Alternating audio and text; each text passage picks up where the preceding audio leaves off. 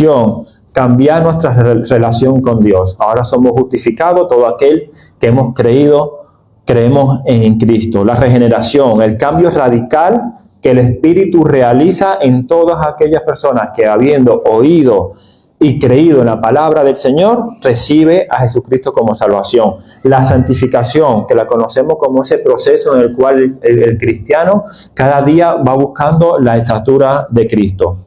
En todos estos procesos nuestra vida abundan cuando estamos recién convertidos o cuando de repente nos ha ido bien en todo. Cuando tenemos un grupo de amistad que todos son cristianos, familia que todos son cristianos, en el trabajo, en la salud, en la economía, todo marcha estupendamente y seguimos con ese fervor en el corazón y con esas ganas de hacer bastantes cosas. Hay muchas actividades en la iglesia, a todos nos ha apuntado y todos estamos al 100%. Y tenemos ese fervor, ¿verdad?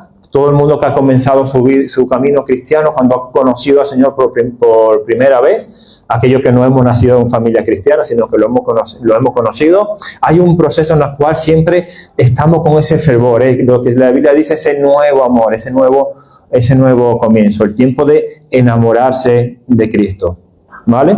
Y es un tiempo precioso, ojalá no durara toda la vida ese tiempo, ¿vale? Y mira, ayer yo tengo un libro de teología, ya habla sobre la renovación, la santificación, el nuevo creyente, todo desde el principio. Pero hay algo que nosotros tenemos que vivir con nosotros toda la vida, que es nuestra carne.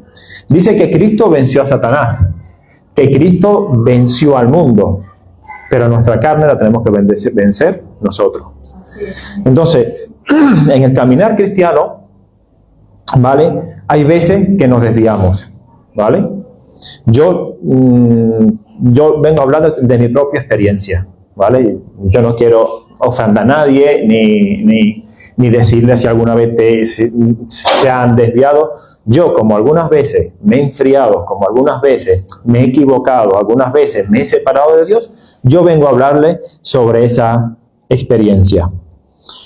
¿Qué pasa cuando se te acaban las fuerzas? ¿Cómo seguimos adelante? Cuando por alguna prueba está bajo presión, las cosas ya no salen tan bien, hay mucho acontecimiento no agradable en la vida, cuando sientes que la vida está contra ti, cuando está en diversas pruebas y aunque la palabra dice que debemos estar siempre en gozo cuando nos encontremos en diversas pruebas, la realidad es que la vela se está apagando, que no hay salida, empieza la tristeza, el gozo ya no lo conseguimos, lo vemos lejos y el ánimo no está, todo negro, es un mal panorama.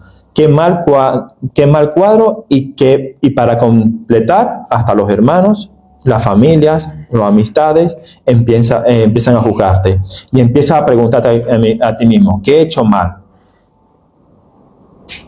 Pero esto es un primer panorama. Imagínate que tú lo vienes haciendo todo bien, según la palabra de Dios, y vienen situaciones que tú no te esperabas, ¿vale? Situaciones que tú no te esperabas y empiezas esas situaciones a ahogarte. Y esas situaciones hacen que empieces a enfriarte, ¿vale? Imagínate bajo presión que tú no te lo esperabas y te tienes que alejar de la iglesia, te tienes que alejar de los hermanos, te tienes que alejar porque, bueno, la situación familiar, la situación del trabajo, lo que sea, empieza a separarte. Eso es un panorama. A mí, como me ha pasado, lo explico. Pero ahora, ¿qué pasa cuando te has equivocado? ¿Vale? Cuando pensabas tomar una buena decisión, cuando te planteabas que había varios caminos para escoger y a la final te has equivocado. Te ha llevado a la misma situación. Te has alejado de la iglesia, te has alejado de Dios. Decimos muchas veces, bueno, no voy este domingo, voy a orar en mi casa, y a la final terminas enfriándote, te has enfadado con los hermanos o con algún hermano, te has enfadado con los pastores, con algún líder, ya no te provoca venir, te aburre venir a la iglesia, te parece una eternidad, o incluso estás enfermado y no puedes venir, ¿vale? Todo esto son pequeños comienzos, o sea, son pequeños escalones que a la final te lleva a una separación de Dios, no de la iglesia, sino de Dios. Ya no ves tan importante ir a las actividades o simplemente que por situaciones difíciles no puedes venir, ¿vale? a tomar una pequeña decisión que hace que esa situación. Pero aún vamos a apretar un poquito más. ¿Qué pasa cuando hemos pecado? Cuando hemos hecho mentido, engañado, adulterado, robado, maldecido, lo que sea. Que a la final otra vez te vas a ver en la misma situación, separado de Dios. Se crea una barrera espiritual, empieza a enfriar tu vida espiritual. Realmente existen muchas formas de alejarte de Dios, ya sea a causa del pecado, ya sea por pruebas que has fallado, ya sea porque el mundo está ahogando tu barquita, permite que las olas choquen entre esas aguas, permite que vengan olas hacia tu vida, que te golpean directamente. ¿Qué pasa en ese caminar? Porque cuando tú te conviertes y el día siguiente no viene Cristo. De repente pasas 20 años, 30 años, 40 años. ¿Cuántas pruebas pasan durante ese tiempo? ¿Cuántas cosas pasan durante ese tiempo? Porque recordemos que la Biblia nos dice que nos va a evitar los sufrimientos. Que el Espíritu Santo nos dice, no vas a pasar por el sufrimiento. Dios nos dice que no vas a pasar por sufrimiento. Dios lo que dice es que te va a acompañar en medio de las pruebas.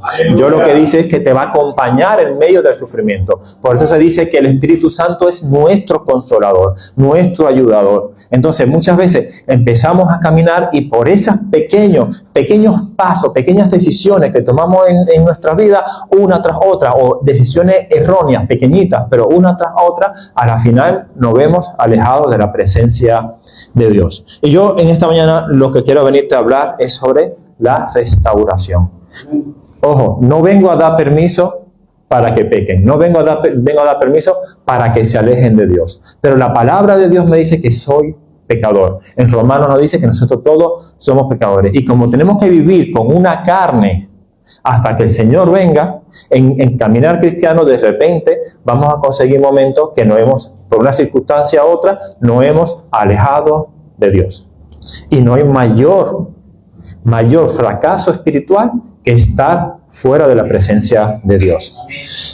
Amén. Bueno, amén no es tan amén, pero bueno. Dice, es importante que sepamos que a pesar de todo, Dios nunca se aleja de nosotros. Amén. ¿Vale? Dios siempre te va a perseguir con la restauración. Toda persona que se ha alejado de Dios, que ha conocido a Dios, ¿vale? Y se ha alejado de Dios, Dios siempre lo persigue con la restauración. Esta prédica no es para los nuevos creyentes, estamos hablando para los que ellos son creyentes. Yo creo que aquí prácticamente todos son creyentes, ¿o me equivoco? ¿Hay alguien que no haya aceptado a Cristo? Todos son creyentes. Esta prédica es para los creyentes, para aquellos todos que se han alejado algún momento de Dios. Dice, Él permanece fiel, esperando con los brazos abiertos. La restauración significa la obra de Dios para devolver y renovar algo que se ha perdido o deteriorado, tanto a nivel espiritual como material. Jesús, su ministerio estuvo lleno de actos donde sanó, perdonó, liberó y devolvió la dignidad. Vamos a tomar un ejemplo muy sencillo. ¿Cuántas veces, a mí me encantan los programas de restauración de coche? Y yo veo que la persona hay un coche viejo, tirado, oxidado, ¿verdad? Y coge el coche, se lo lleva, lo lijan, lo pulen, le ponen un motor nuevo, ruedas nuevas, le ponen todo, y el coche de 2.000 euros ahora costaba 30.000 euros. Y es así. ¿Qué han hecho con el coche? Lo han restaurado. El coche de repente había caído un poquito de óxido y ese óxido lo que hizo fue extenderse y comerse toda la pintura del coche. El coche de repente había caminado muchos kilómetros y ya el coche, el motor ya perdía aceite. ¿Vale? ¿Cuántas veces también, por ejemplo, en la restauración de madera, de carpintería? Una madera muy buena. Cuando yo me casé, mi mujer me compró unas mesitas que, ostras, no pisaban las mesitas, que yo decía, Dios mío, las mesitas para moverlas. Cada vez que tenía que pintar el cuarto, me costaba más mover las mesitas que mover la cama y todo. Porque era una madera, con unos troncos de madera para las mesitas, que eso es increíble. Yo cogía las mesitas para montarme para pintar el techo. Y las mesitas pasaron 12 años, las tiré y las mesitas todavía ni se movían, ni crujían.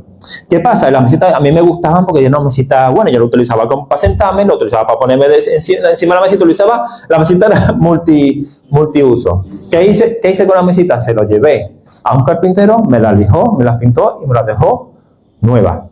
Estaba en la mesita nueva. Y nosotros siempre tenemos que pedir al Señor, porque yo así como la mesita que la movía, siempre le daba golpe, la terminaba aruñando, el Señor tiene que siempre tomar y renovarnos, ¿verdad? Darnos ese nuevo comienzo, limpiarnos, quitarnos el caminar cristiano cuando nos cansamos, cuando tropezamos, limpiarnos, arreglarnos. ¿Pero por qué motivo? ¿Por qué motivo alguien coge un coche antiguo y lo restaura? Para que siga funcionando. La restauración que Dios hace en cada vida es para que siga funcionando. Porque cuando tú te alejas de Dios, ha pasado algo en tu vida. Ya no estás funcionando para Dios. Ya no estás trabajando para Dios. Y si no trabajas para Dios, no te digo lo demás. Entonces, cuando tú restauras un coche, cuando tú coges un cuchillo y lo vuelves a limar, cuando tú vuelves aquí, por ejemplo, el tapicero, cuando tú vuelvas a utilizar, a tapizar tus asientos, cuando tú vuelvas a hacer, ¿por qué lo haces? Para seguir utilizándola. Imagínense que vosotros tenéis una casa. La casa está llena de humedad, se está haciendo cacho. Ahora tú la restauras y te vas. No, la restaura porque la vas a seguir utilizando, le vas a seguir dando uso. Y el Señor quiere restaurarnos siempre porque nos va a seguir dando uso. Y ese es el propósito de la restauración. El Señor te va a utilizar para su obra. Entonces, para que haya una restauración, tiene que haber un arrepentimiento, tiene que haber un reconocimiento de errores, tiene que haber una búsqueda de perdón, una consagración. ¿Qué es lo que tiene que haber? Un deseo tuyo de ser renovado. Siempre Dios está ahí. Siempre Dios está pendiente Él no se aleja de ti. Somos nosotros quienes nos alejamos del Señor. La restauración es algo que comienza desde adentro y termina en el exterior. ¿Vale? Por ejemplo, una persona que por cuestión de destino ha terminado, por ejemplo, en las drogas o ha terminado, por ejemplo, en el tema de juego. Primero, ¿qué Dios va a restaurar? Va a restaurar la parte interna de la persona. ¿Para qué? Para que después la parte externa también sea restaurado. Tiene una consecuencia. Lo primero que el Señor va a tener es restaurar la parte interna. Si tú tienes una casa que los cimientos están rotos, por más que tú hagas paredes, a las final paredes se van a terminar quebrando. ¿Qué comienza? Desde los cimientos para que todo eso sea después extendido. Existen muchos ejemplos de restauración en la Biblia. También existen restauraciones en la vida diaria. Yo perfectamente voy a predicar con la palabra del Señor, pero seguro que hay muchas personas que han sido restauradas. Yo, por ejemplo, he sido restaurado. Y creo que aquí hay personas que han sido restauradas. Podemos conseguir la restauración de Dios no solo en las personas de la Biblia, ¿vale? Sino en las personas diarias. Y esa restauración estará escrita en el libro de los Hechos. Porque decimos que el libro de los Hechos es el libro que se sigue escribiendo, ¿verdad? Entonces, dice, por ejemplo, en Gálatas 6:1 dice: hermanos, en caso de que alguien se encuentre enredado en alguna transgresión, ustedes que son espirituales restauren al tal con espíritu de mansedumbre, considerándolo a ti mismo, no sea que tú también seas tentado. Entonces, ¿a qué te motiva la iglesia? ¿A qué te motiva la palabra? A que si hay algún hermano que lo veamos que se está enfriando, que lo ayudemos a restaurar. ¿Le tenemos que juzgar? No. ¿Lo tenemos que discriminar? No. Tenemos que ayudar a restaurarlo. Y nos lo está diciendo en el libro de Gálatas. En Salmo 126, en el 4:6, en el 126 del 4 al 6, dice: restáuranos, oh Señor, de la cautividad como los arroyos de Nahuel. Lo que siembras con lágrimas, con regocijo segarán. El que va llorando, llévense la bolsa de la semilla, volverá con regocijo trayendo sus gavillas. Y en primera de Pedro 5:10 nos dice: y cuando haya padecido un poco de tiempo, el Dios de toda gracia, quien lo ha llamado a una eterna gloria en Cristo Jesús, Él mismo lo restaurará, lo afirmará, lo fortalecerá y lo establecerá. Así como ese versículo, hay muchísimos versículos en la Biblia que hablan sobre la restauración. Yo solamente he puesto 3 porque es que cuando pones restauración hay muchas. Igualmente, El pueblo de Israel conocía a Dios desde el principio.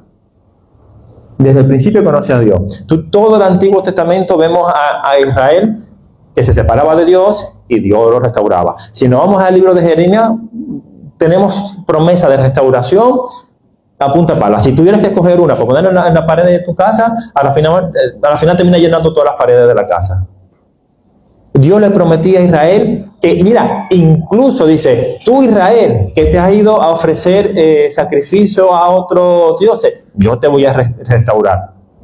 Es increíble el amor de Dios, que a pesar de que sabía que Israel había pecado, que Israel se había separado, dice, no te preocupes, yo te voy a pecar. Y aquí lo que pasa es algo, que quien te va a restaurar es Dios.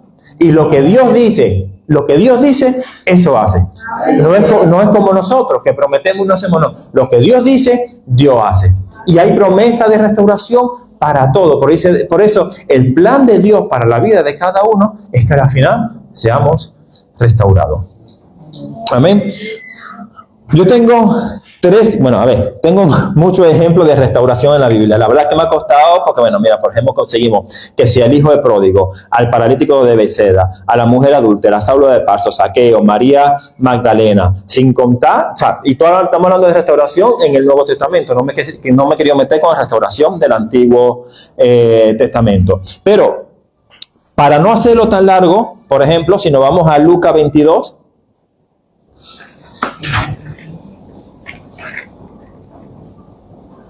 vamos a comenzar con Pedro. Al pobre Pedro le metemos una caña. Siempre. En Lucas 22, dice, a partir del 54, Pedro niega a Jesús. Dice, y prendiéndole le llevaron y le condujeron a casa del sumo sacerdote, a Jesús. Y Pedro le seguía de lejos. Y habiendo ellos encendido fuego en medio del patio, se sentaron alrededor. Y Pedro se sentó también entre ellos. Pero una criada, al verlo sentado en el fuego, se fijó en él y dijo también, este estaba con él. Pero él lo negó diciendo, mujer, no lo conozco. Pues un poco después, viéndole, otro dijo, tú también eres de ellos. Y Pedro dijo, hombre, no lo soy. Como una hora después, otro afirmaba diciendo, verdaderamente también este estaba con él, porque es Galileo. Y Pedro dijo, hombre, no sé lo que dices. Y enseguida, mientras él todavía hablaba, el gallo cantó. Entonces, vuelto el Señor, miró a Pedro, y Pedro se acordó de las palabras del Señor que había dicho, antes de que el gallo cante, me negarás 3 veces. Y Pedro, saliendo fuera, lloró amargamente. ¿Vale? ¿Qué panorama? ¿Qué panorama? Y ahora decimos, ¿el error de Pedro fue realmente haber negado a Cristo 3 veces? Vámonos un poquito antes. ¿Qué pasa cuando Jesús estaba compartiendo la cena? ¿Quién era el que salió diciendo, yo no te voy a negar? Pedro. Muchas veces cuando nosotros nos separamos de Cristo, es por pensamiento que hay, o por creencia, o por carácter que hay en nosotros, que no es compatible con el carácter de un cristiano. Tenemos que tener mucho cuidado con lo que decimos, con lo que prometemos, con lo que hablamos, porque después eso se nos puede volver a nosotros. Pedro le había dicho, no, yo no, lo demás sí, pero yo no. Y es algo tremendo porque yo no me imagino, la situación, la cara que habrá puesto Pedro cuando dice que después de haberlo negado 3 veces y habiéndose acordado de las palabras de Jesús, dice Jesús se volteó y lo vio. Eso habrá sido para Pedro, se me derrumba la vida. Se me derrumba la vida después que le había dicho que no lo iba a negar. Después de que ya le estaban pegando, ya lo estaban llevando para allá, ya lo habría apresado, y ahora yo veo a ese hombre de lejos, solamente con una mirada, habiéndome dicho todo. Cuando esas veces que las madres miran a los hijos y ya le han dicho de todo, bueno, así. Me ha visto y me ha derrumbado. Y esta historia de Pedro, vámonos mientras al Juan 21.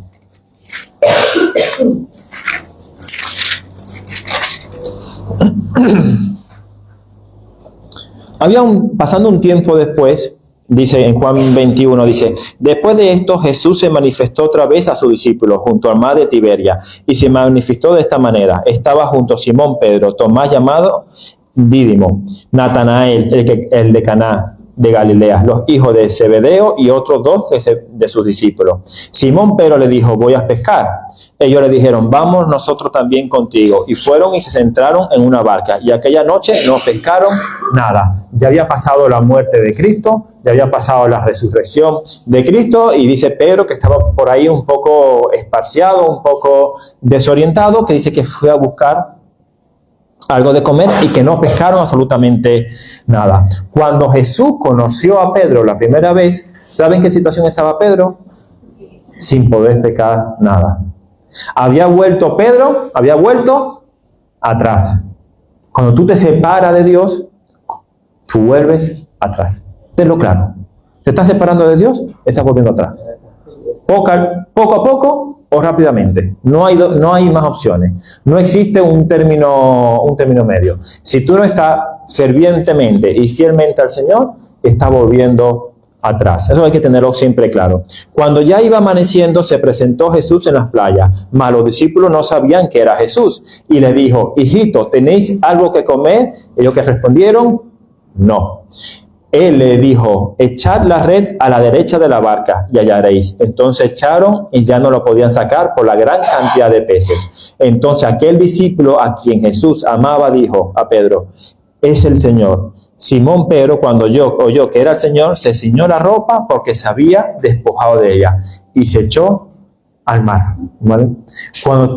Espiritualmente, cuando tú no estás vestido, es porque estás en pecado. ¿Vale?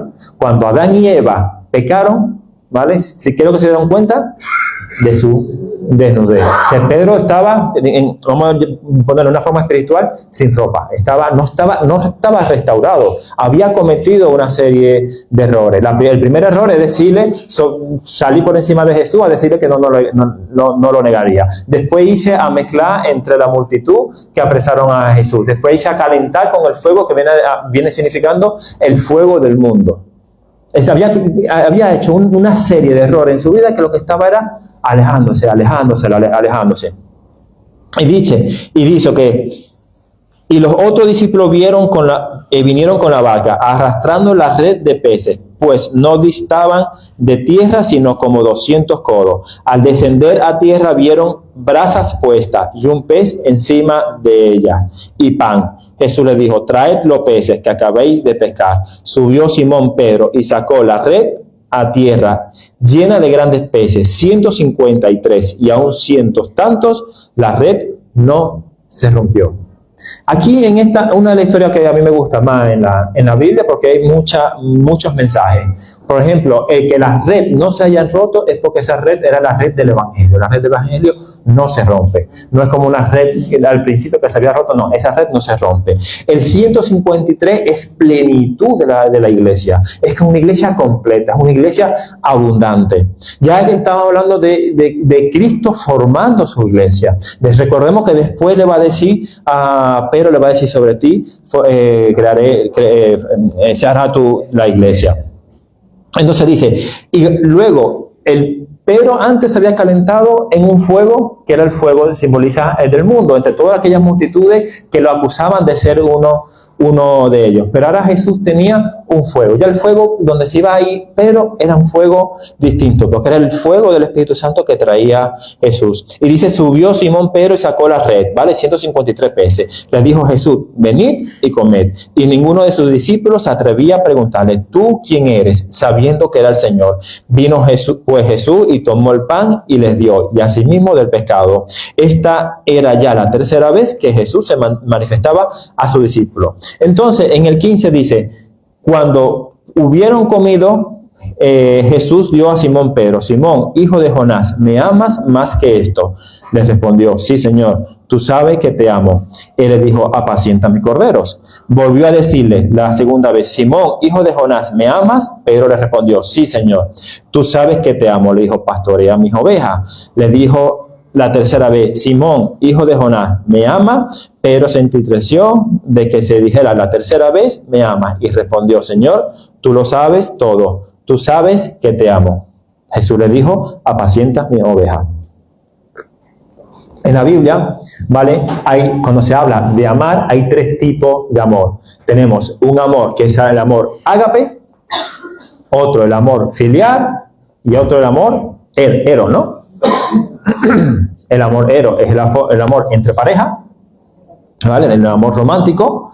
El filial es un amor de amistad, ¿vale? Que podemos sentir por los hermanos. Y el amor ágape es el amor sacrificial, el amor que lo da todo. El amor que te entrego algo sin pedirte nada a cambio. Ahora, aquí vemos a Jesús haciendo una pregunta a Pedro. Y tenemos que empezar a diferenciar porque en el español la palabra amas, ¿vale? Y amo está escrito exactamente igual. Pero si te vas al griego, las preguntas que Jesús le hacía era un tipo de amor y la respuesta que le daba a Pedro era otro tipo de amor. Entonces Jesús le dice, primero, se lo pregunta 3 veces. ¿Por qué se lo pregunta 3 veces? Para restaurar las 3 veces que lo había negado. Él le dice, Simón, hijo de Jonás, ¿me amas más que todo esto? ¿Qué le había dicho Pedro antes? No sé esto te dejarán, pero yo sí sigo. Ahora, él le dice, ¿me amas? Jesús le está preguntando con un amor que es de ágape. ¿Me amas tanto que puedes morir por mí?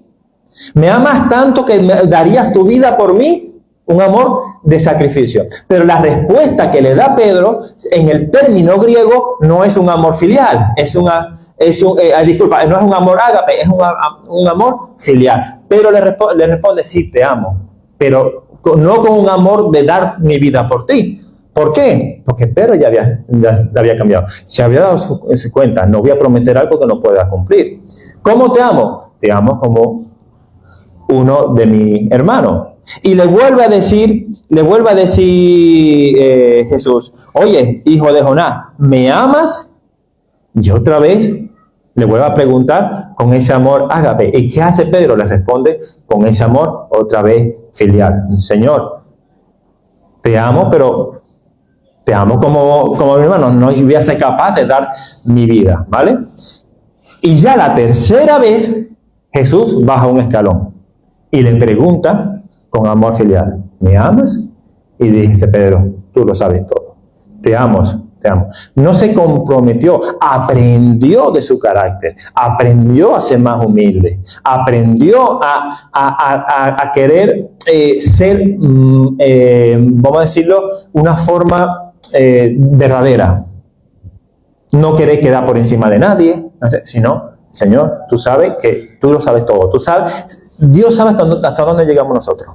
Dice que Él no va a poner prueba en nosotros que no podamos superar. A mí viene Jesús, me dice, Jesús, ¿tú me amas tanto que daría mi vida por ti? Y yo diría, Señor, tú sabes hasta dónde yo te amo, no lo sé. La situación que tuvo Pedro no fue fácil. Vete tú alrededor de una pila de gente que te quiera matar, a ver qué responde. A veces decimos muy fácil, sí, queremos, yo soy cristiano, yo tal. Sí, dilo aquí. Aquí está muy bien. Dilo en otro sitio. Así también. Nos creemos. Y a veces tenemos que ser un poco más humildes. Porque esa exaltación de nosotros mismos, ese carácter de nosotros mismos, puede llevarnos a una separación de Dios. Oye, Jesús estaba ahí para restaurarlo. Y dése cuenta que cada vez que le preguntaba esto, Jesús le decía, primero dijo, apacientas mis corderos, o sea, apacienta a un rebaño pequeño, joven. Después dice, pastorea mis ovejas, cambia cordero por oveja, y luego le dice, pastorea mis ovejas, y luego dice, apacienta mis ovejas. Y mira cómo lo llama Jesús, hijo de Jonás. Hijo de Jonás. Después nos vamos a tomar el ejemplo también de Jonás. Entonces vemos una restauración de Pedro, ¿vale? Completa. Cuando llegó Jesús, ¿cómo que se iba Pedro? Sin ropa, sin poder pescar, avergonzado. Pero al terminar, ya iba a ser un Pedro restaurado, ¿para qué? Para trabajar en su iglesia. Aleluya, amén, ¿no? Así queremos ser todos, trabajado en Cristo, ¿para qué? Para servir en su iglesia. ¿Somos lo único que lo podemos hacer? No, hay muchos, pero tenemos que darle gracias al Señor que fuimos escogidos para ese trabajo. Amén. Entonces, El libro de Jonás. Vamos a ver, tengo aquí apuntado. No lo tengo apuntado. Jonás. Sabemos toda la historia de Jonás. Dios le dice, oye, vete a Nínive y predícame el evangelio. Y él no quería. ¿Por qué no quería? ¿Por el viaje que era muy pesado? Él no quería porque él odiaba a esa gente. Él tenía una raíz en su corazón de odiar a esa gente. No quería que esa gente se salvara. ¿Por qué voy a hacer? Era el mandato de Dios. Dios lo estaba mandando. ¿Qué tuvo que pasar Jonás? Que se lo comieron pez, no. Atento aquí. Es que, ¿dónde está el libro de Jonás? Hombre, que el libro de Jonás era 1100. Sí, no, pero era. Búscame, vamos a ver. Es que te quiero coger un versículo. 1108, hombre. Yo sabía que estaba. Sí, ya estoy llegando. Aquí está, vale.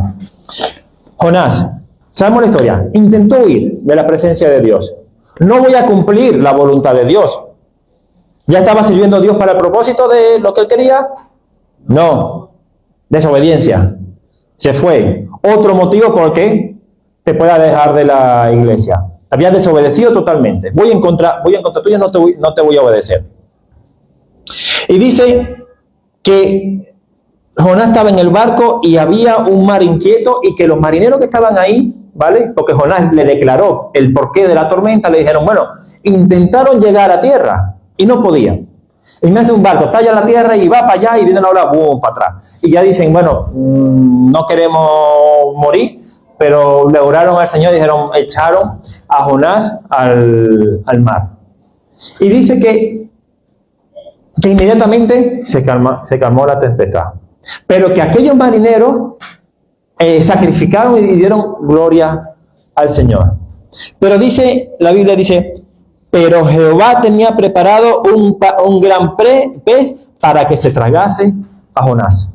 No se lo comió, se lo tragó. ¿Qué pasa? Dios tenía un pez preparado, ¿vale? Y después, en el 2.10, búscame el 2.10.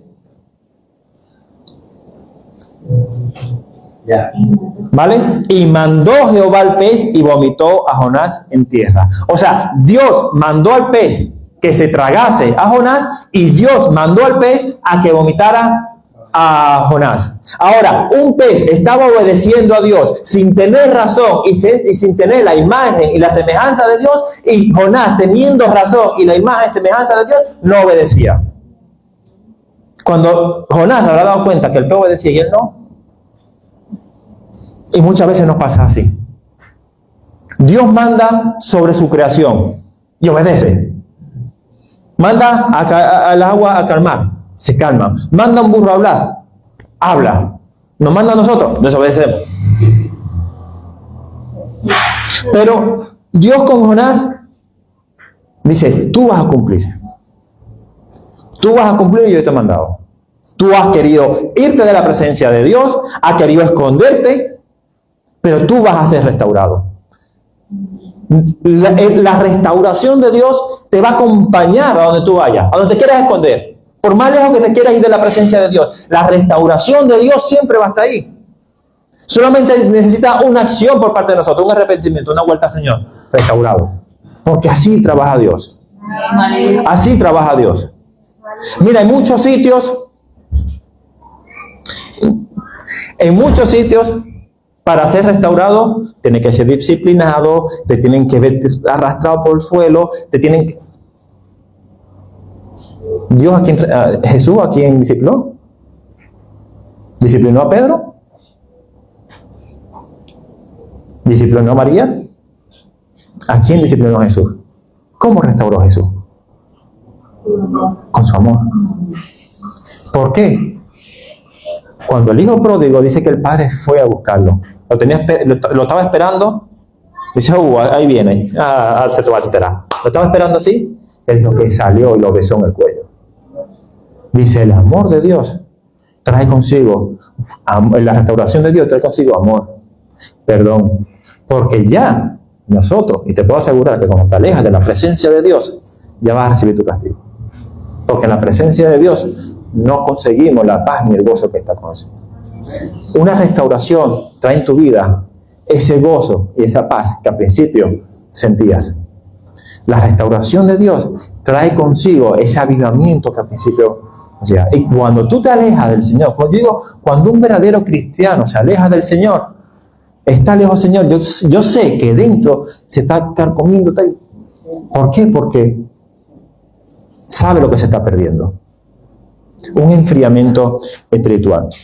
Pero vámonos a seguir a otra persona. Vamos por Jonás, que también fue 3 días igual que tal. A la mujer adúltera. En el Juan 8, 1.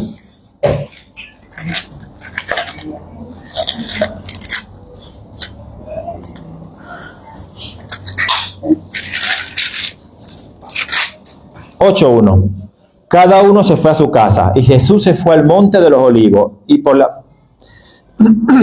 la mañana volvió al templo, y todo el mundo vino a él, y sentado él le sentaba. Entonces, cada uno se fue a su casa. ¿Jesús se fue a su casa? No, se fue al monte de los olivos. Dice que trajeron a una mujer sorprendida en el acto mismo de adulterio. Y le decían estos escribas y fariseos que la ley nos mandó de Moisés apedrear a tales mujeres. Tú pues, ¿qué dices? ¿Vale? Querían poner a Jesús ahí entre la espada y la pared. Pero bueno, lo primero, los escribas, que era lo que estudiaban, escribían, traducían la escritura, y los fariseos, que se trabajaban la ley de Dios, pero no según la ley, sino que sobre la cultura, y los antepasados que también estudiaban la ley. La tenían un poquito ahí variando. Y dice que más esto decían tentándole para poder acusarle, pero Jesús, inclinando hacia el suelo, escribía en tierra con dedo, ¿vale? Me entero una cosa de estos días que me deja sorprendido, porque cuando Jesús dice que escribía en el suelo, hay muchas interpretaciones de lo que él escribía. Hay personas que aseguran que escribió una cosa, otras personas que aseguran que escribió otra cosa. Unos dicen que lo que escribió fueron los nombres de las personas que estaban ahí, que habían adulterado también con esta mujer. Escribía. Resulta que en la época que está hecho, o sea, en el tiempo del año que pasó este acontecimiento, era verano en Israel, ¿vale? ¿Qué pasa? Que el suelo estaba duro como una piedra. No es como la película Jolá que nosotros vemos, que era una tierra que pasaba el dedo y que se dejaba marcado. No, ahí no se dejaba marcado nada. ¿Por qué digo eso? Porque muchas veces especulamos con ciertas cosas de la Biblia y nos perdemos el mensaje principal que quiere dar el Señor. Amén. Entonces dice, y como insistieron en preguntarle, se enderezó y le dijo, el que de vosotros esté sin pecado, sea el primero en arrojar la primera piedra contra ella. E inclinándose de nuevo hacia el suelo, siguió escribiendo en tierra. Pero ellos, al oír esto, acusados por su conciencia, salían unos a uno, comenzando desde los más viejos hasta los postreros. Y quedó solo Jesús y la mujer que estaba en medio. Y enderezándose Jesús, y no viendo a nadie, sino a la mujer, le dijo, mujer, ¿dónde está lo que se te acusaban? Ninguno te condenó. Ella dijo, ninguno, Señor. Entonces Jesús le dijo, ni yo te condeno. Y no, vete y no peques más. ¿Vale? Vemos una situación donde una mujer realmente la habían conseguido en adulterio, ¿vale? Pero estas personas que lo que querían era montar una trampa a Jesús, le llevan a la mujer. Y ahora pregunta, ¿dónde estaba el hombre? Que estaba adulterando también. ¿Dónde estaba el hombre? Pues dice que llevan a esta mujer, una mujer que vivía entre israelitas, una mujer que vivía entre los judíos, por lo cual conocía de la palabra de Dios, del Antiguo Testamento, del Pentateuco, pero conocía lo que era la ley. Sería también alejado, hacía lo contrario lo que le mandaba, y con riesgo de ser apedreado. Dice que fue llevada ante Jesús, pero ¿qué hizo Jesús? ¿La juzgó? ¿La condenó? la echó fuera, la libertó. La defendió, se puso delante. Y dice, levántate y no peques más. Fue restaurada. Fue restaurada hasta su dignidad. Entonces, podemos ver que a Jonás tuvo 3 días en el vientre del pez, fue salvado. A Pedro fue restaurado. Al hijo pródigo fue vestido. A esta mujer fue defendida. ¿Qué nos puede hacer Dios por nosotros? Podemos ir confiadamente a la presencia de Dios arrepentido cuando nos hemos alejado de su presencia. ¿Sabes que Satanás lo que busca es acusarte por cualquier fallo? Dice que él está acusando hasta que el Señor en los cielos dice, fuera de aquí, y ya no puede acusarte más. Y es cuando viene a la tierra a perseguir a Israel y luego a perseguir a los que creen en Jesús. Entonces, si nosotros tenemos que vivir toda la vida con esta carne hasta que seamos arrebatados, ¿podremos fallar? Lo primero que nosotros tenemos que aceptar en la vida es que podemos fallar. Y tenemos que cuidarnos. Y por eso es que nosotros buscamos el aceite de la lámpara. ¿Por qué? Porque sabemos que si no tenemos aceite en nuestra lámpara, al final terminemos fallando. Cuando nosotros tenemos ese temor en nuestro corazón y en nuestra vida, Señor, yo no te quiero fallar, es cuando tú realmente te levantas y dices, voy para la iglesia, voy a leer al Señor, voy a hacer esto, voy a hacer lo otro. ¿Por qué? ¿Qué estás buscando tú? No fallarle a Dios. Pero aún así, si falláramos a Dios, si pecamos, dice que tenemos abogado, que podemos ir porque hay una persona, está Jesucristo queriéndote restaurar para que tu posición que has perdido, cuando vuelva incluso venga a ser mejor de la que tenías. Porque cuando restauró al hijo pródigo, dice que lo vistió de vestidura nueva y vino a estar en una posición mejor de la que tenía. Incluso mejor. ¿Se imagínense cómo trabaja Dios en nuestras vidas? Ese es Jesús que yo conozco. Pero vámonos ahora a Apocalipsis. Va a ir terminando. 1:11. Dice, en el 12, dice, y me volví para ver la voz que hablaba conmigo, y vuelto vi 7 candeleros de oro, y en medio de los 7 candeleros a uno semejante al Hijo del Hombre, vestido de una ropa que llegaba hasta los pies, y ceñido por el pecho con un cinturón de oro. Su cabeza y sus cabellos eran blandos como la blanca lana, como nieve, sus ojos como llama de fuego, y sus pies semejante al bronce bruñido, refulgente como en un horno, y su voz como estruendo de muchas aguas. Tenía en su diestra 7 estrellas, de su boca salía una espada aguda de 2 filos, y su rostro era como el sol cuando resplandece en su fuerza. Cuando le vi, caí como muerto a sus pies, y él puso su diestra sobre mí, diciéndome, no temas, yo soy el primero y el último, y el que vivo y estuve muerto. ¿Qué dice dónde estaba? Cuando él vio, dice, ¿dónde estaba? En el 13, en medio de los 7 candeleros. ¿Qué representa los 7 candeleros? En la iglesia. ¿Dónde está Jesús?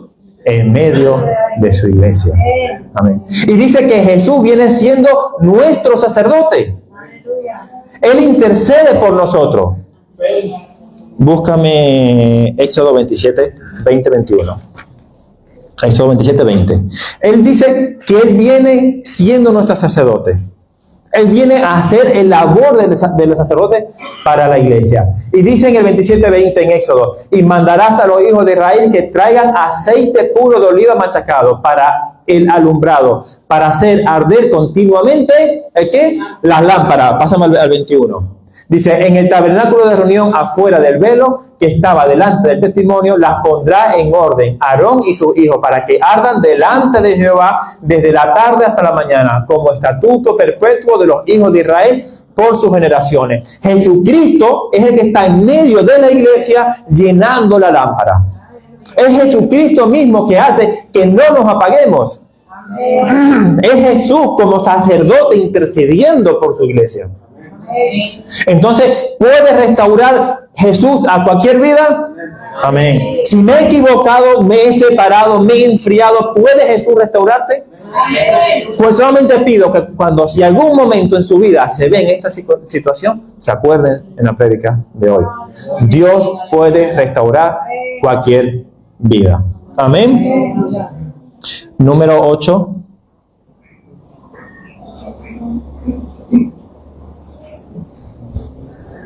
Lo hará, número 8 del 1 al 4, ponme por favor. Número, libro del número.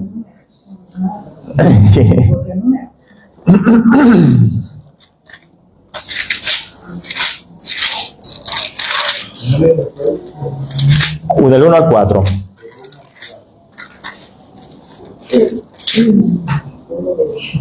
Dice, habló Jehová a Moisés diciendo, habla a Aarón y dile, cuando encienda las lámparas, las 7 lámparas alumbrarán hacia delante del candelero. Y Aarón lo hizo así, encendió hacia la parte anterior del candelero sus lámparas, como Jehová lo mandó a Moisés. Y esta era la hechura del candelero de oro, labrado a martillo, desde sus pies hasta sus flores eran labrados a martillo, conforme al modelo que Jehová mostró a Moisés. Así se hizo el candelero.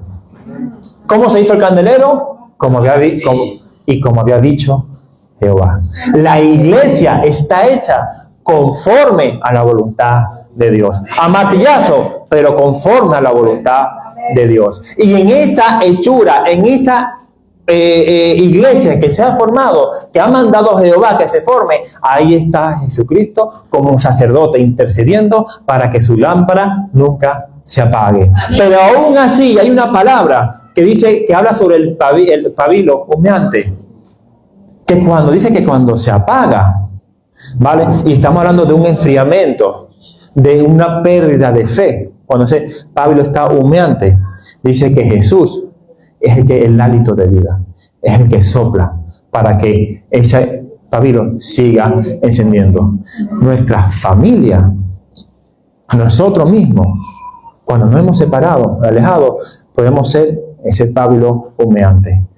Pero Jesús está ahí para soplar y dar vida. Amén. Ya está. Amén. Voy a tomar un minutito antes de dejarlos. El culto prácticamente ya ha terminado. Otra vez.